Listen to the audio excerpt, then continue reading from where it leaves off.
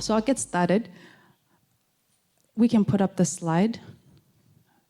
Is it up there? Oh, there it is. Okay, so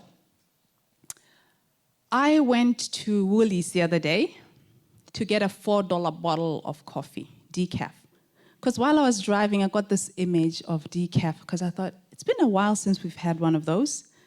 So I go to Woolies, meant to spend $4, came out after spending $23. Now, how did that happen? So up there, we've got the Tim Tams. The reason I bought the Tim Tams was because it was raining. And I thought, I got this image of myself sitting around the table with the kids, having cups of coffee, or tea, Tim Tams. But I had to go for the double chocolate because I thought, you know what? It's sweet. If it's double, that means it's sweeter. You know, that would just be so great with the family. So I bought those. The peppermint chocolate, I thought, you know what? One of my daughters really likes anything mint. So I'll go for that one. She'll be very happy to know I was thinking of her. So I bought that. But I had to go for the big block. Because I thought, you know what? Why buy the small one? You know? Exactly, thank you. This is a family, so buy for the family. Then the wraps. I thought, you know what? We've been eating corn chips and mince. I said, the kids would really love to have something different. It's been a while since we've had wraps. So then I bought the wraps. The coffee, that's not the $4 bottle of coffee. That's the $11 one. Now, that one I bought because I thought, you know what? In 2012, when my aunt was here from Botswana with my mom and my other aunt, she really loved that brand of coffee. So I'm going to buy that. So that was really, really interesting. But before I did all of that, I had dropped my two youngest at home. And before I dropped them off, I went past McDonald's. Because my now 4-year-old was crying. And I just couldn't handle the tears. I was tired. I was just not in the space to be very firm. I tried, but I was like, you know what? I'll get her the McDonald's. So I got her that. But before I dropped her off home, I had to pick up her older sister. And then I thought to myself, she's going to get in the car. She's going to smell the McDonald's. So I might as well buy the second packet of McDonald's, right? That's how it went. So where did all this reflection come from? We are starting a series on money. Now, some people love talking about money. Some people hate it. They avoid it like the plague. But we're starting this series on money.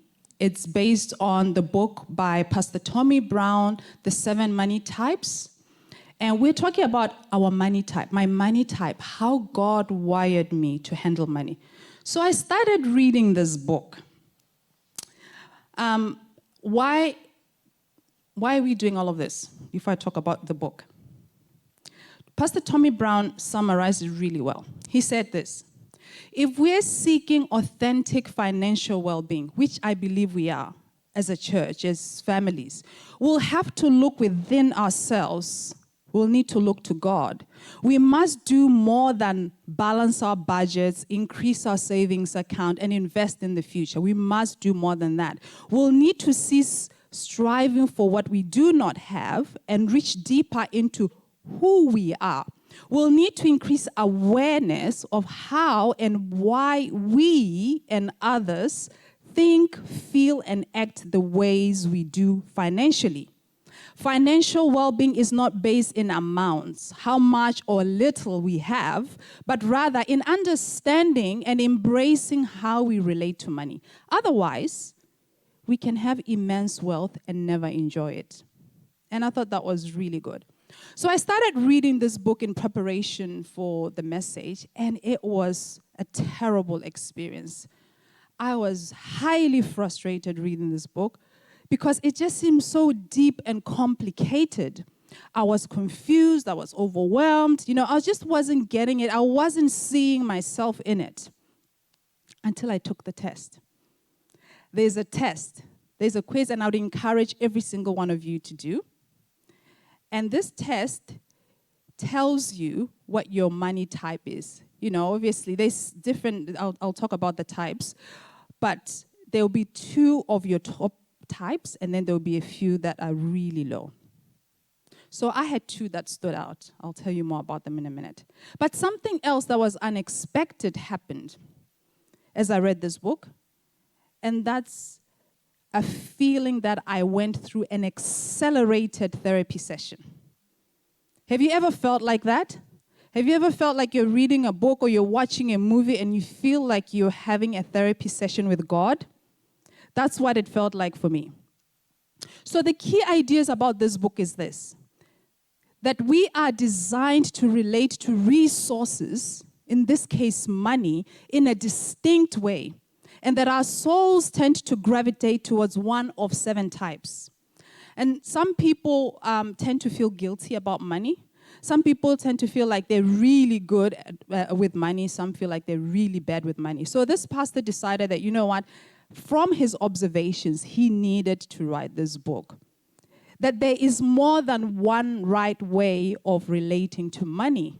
We live in a world where we are taught that this is how you're supposed to handle money. But he highlights that how we deal with resources has everything to do with how God created us. So he talks about these distinct character aspects of God's character that are revealed through 7 biblical characters. And each type has what they call a shadow side, right?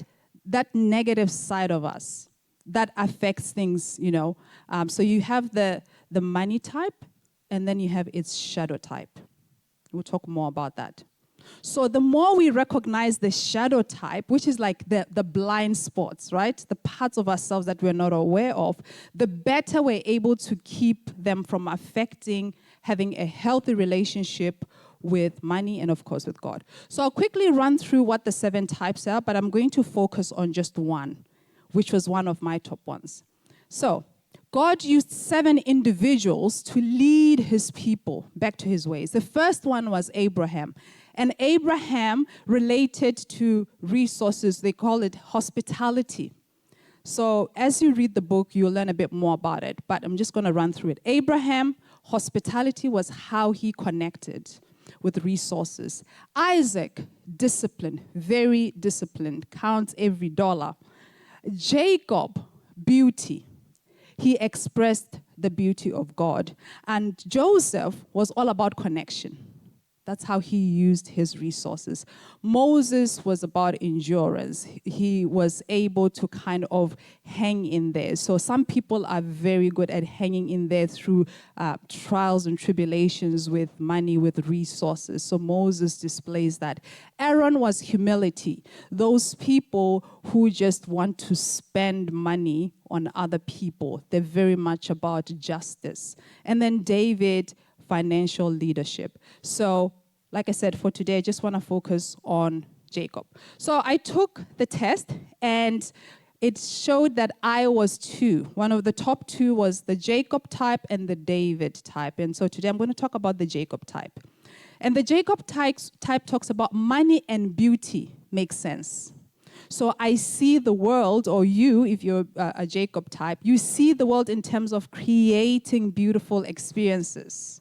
And then that shadow side, like I said, is overindulgence. So even though you love things, you love to have beautiful experiences and spend your resources that way, the shadow side of it is that you can overdo it.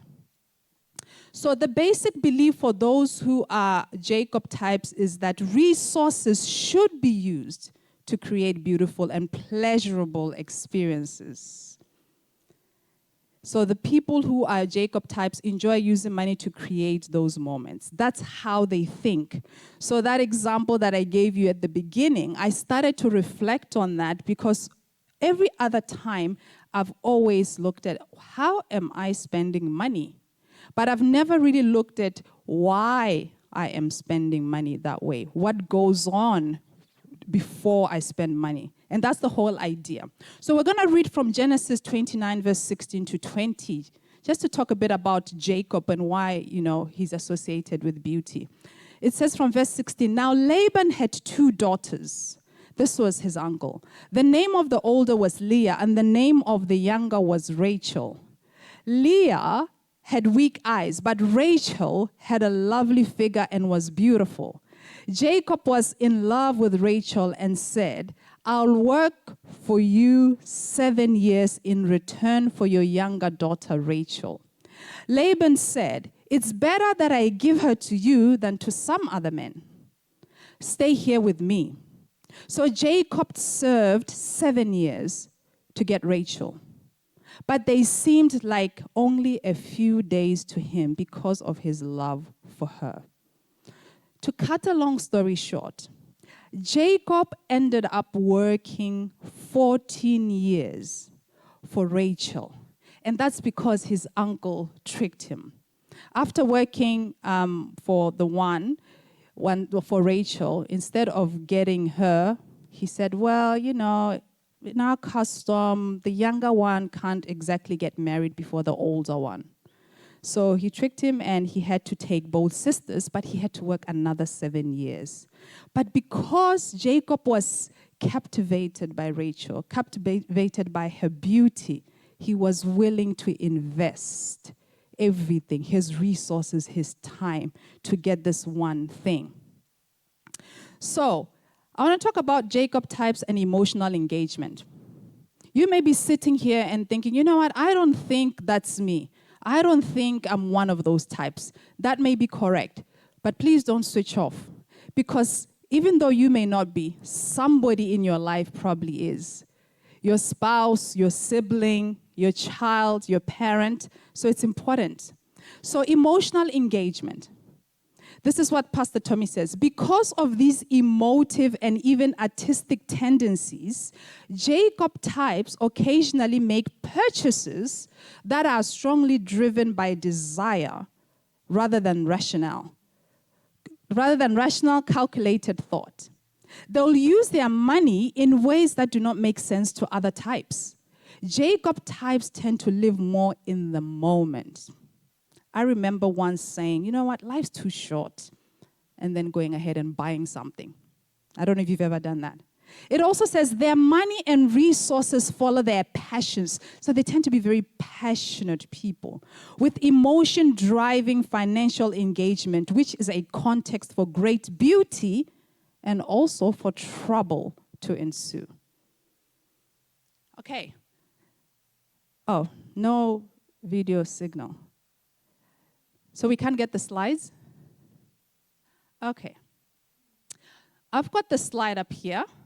So the slide that was going to come up there was the slide that says, 18 today, unleash your inner party animal. So that's the card that I got this week for my son here, because he's 18 today. Yes. In Australia, he's considered an adult. But the minute he hops on a plane and lands in Botswana, he's still a child. Because there you have to be 21 to be considered an adult. But for now, for as long as he's on this side, he's an adult. But I chose this card. I wish you could have seen it. It's unfortunate. But it's got all sorts of animals with funny-looking sunglasses with different colors. There's a little birdie there wearing a necklace. There's a monkey or gorilla, whatever it is, wearing a cap and glasses. But when I went in the store to buy the card, that's the first of all the cards. That's what I went for. But it wasn't so much about unleash your inner party animal. It was just the fact that it was just fun. And that's always been me, fun. And the thing with me is I'm very good at planning, creating structures, charts. You ask my husband, lists.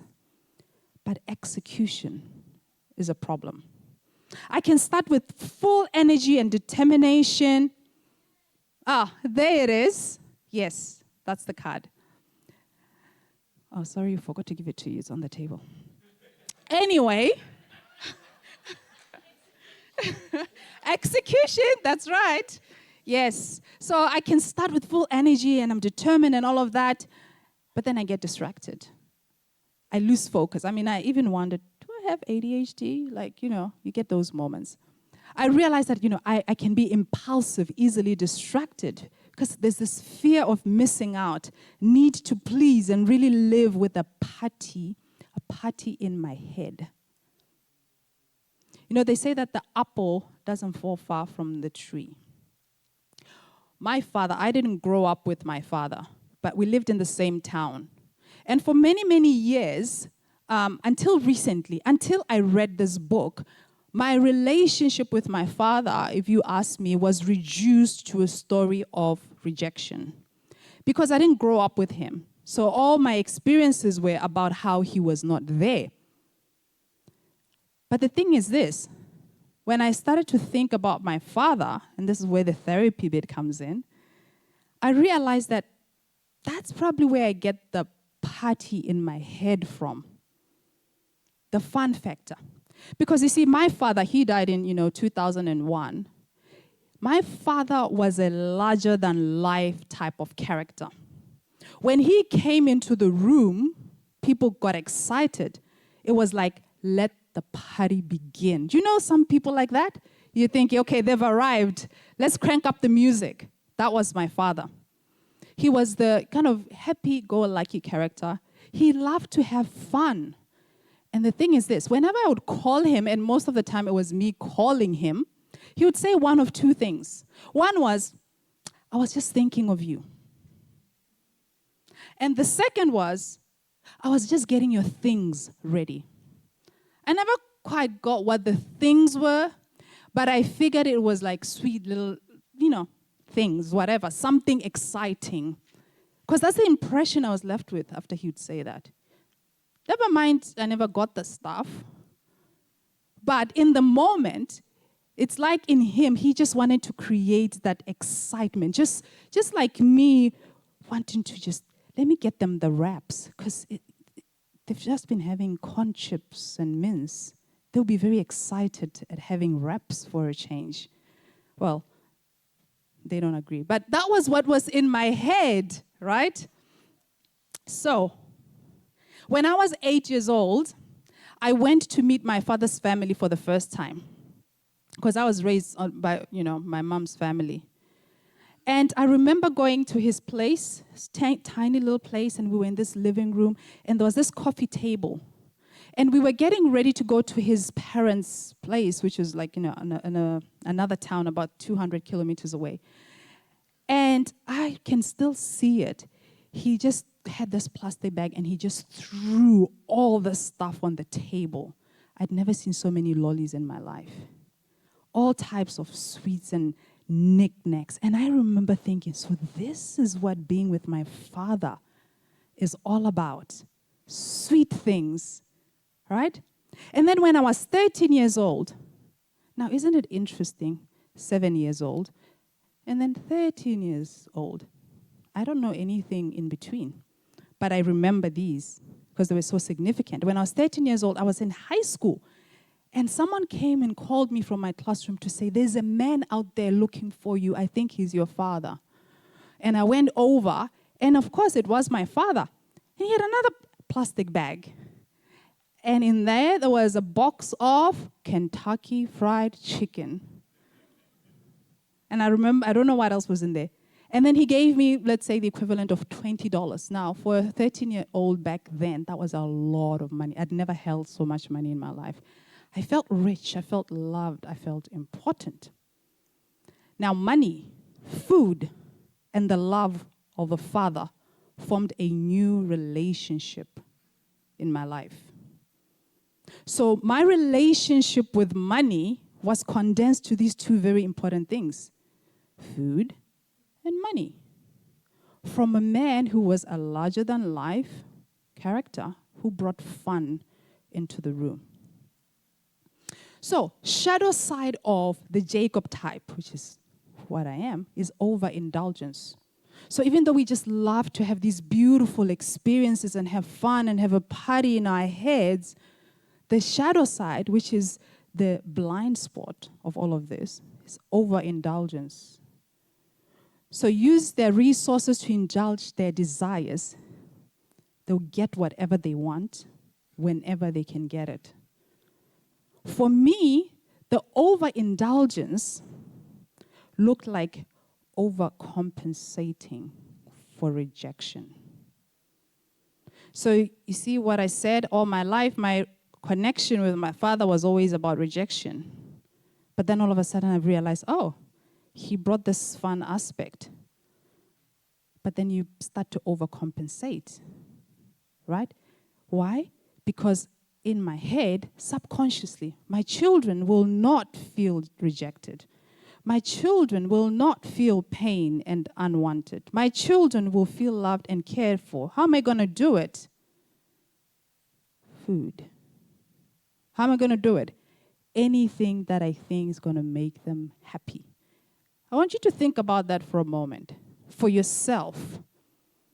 What is that thing that you are doing to overcompensate? Very important question. The problem with the shadow side, or for me in this case, the overindulgence or overcompensating, is that it causes internal and interpersonal conflict. And that's what Pastor Tommy talks about with shadow sides. They cause internal and interpersonal conflict. So the internal conflict is that you end up with this sense of failure, this feeling of I'm underperforming when it comes to how I use finances. Why? Because for a long time, I was saving. Those people you save, but your savings never grow. Why? Because when the bills come, you realize, oh yeah, I've got savings. You go and dip into the savings. Now, you can learn how to work with all those things, right? There's financial management. You could say, why not just go to a financial counselor? That's what you could do. But if you are a Jacob type and you're somebody who is all about making life beautiful, the first thing that comes to you is not, oh, I need to do this and do this. You think, okay, party, excitement, fun. It's automatic. Why we're teaching this is so that you can start to ask yourself those questions. Am I like that? Are the people in my life like that? Do I know anyone? If I was to ask you guys right now, do you know anyone like this? I'm sure a few of you will be like, yeah, that's me, or yeah, I know who that is, right? But the whole idea of this book is to make people realize that there's nothing wrong with those people. They're just different. They just need to know that that's who they are, but that needs to shift so that their shadow side doesn't overtake everything. So in terms of relationships, right? So there was the internal conflict, but interpersonally, it caused conflict between me and my husband, and I've asked him permission for this. One day, he's like, you know what? No, he didn't say. I went onto online banking to do what I'd been doing for a while. Whenever I thought I needed more money, I'd go into the account, his account, and I'd just take the money and pay for whatever I needed to do. One day, I went in, and I was logged off. No, I couldn't log in. And I called him, I said, did you change the password for the bank account? And he said, yes, I did. I was like, why would you do that? I need to go in there and get some money. He's like, well, I've got direct debits that have to come out of this. And every time you go in there, that just messes the whole thing. And it just caused this big fight. I was like, you don't understand. That's so insensitive. How could you do, right? It caused a big thing.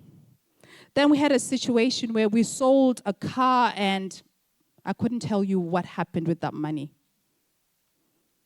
I started a business about 12 years ago, ended up with a huge tax bill. I mean, I've started another business now. That's different. But back then, and he had to pay. He always reminded me about how he had to pay for this big tax bill, right? So those are some of the challenges that we have had because of that money type. So I want to wrap it up with this. I want to read Luke chapter 15. Now, when I say wrap it up, I mean about 5 more minutes. Luke chapter 15, verse 11 to 24. But please do come up. It says, Jesus continued, there was a man who had 2 sons. The younger one said to his father, Father, Give me my share of the estate." So he divided his property between them. Not long after that, the younger son got together all he had, set off for a distant country, and there squandered his wealth in wild living. After he had spent everything, there was a severe famine in that whole country, and he began to be in need. So he went and hired himself out to a citizen of that country, who sent him to his fields to feed pigs. He longed to fill his stomach with the pods that the pigs were eating, but no one gave him anything. When he came to his senses, he said, "How many of my father's hired servants have food to spare? And here I am, starving to death. I will set out and go back to my father and say to him, 'Father, I have sinned against heaven and against you.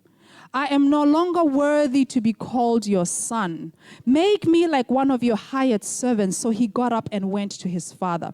But while he was still a long way off, his father saw him and was filled with compassion for him. He ran to his son, threw his arms around him and kissed him. The son said to him, 'Father, I have sinned against heaven and against you.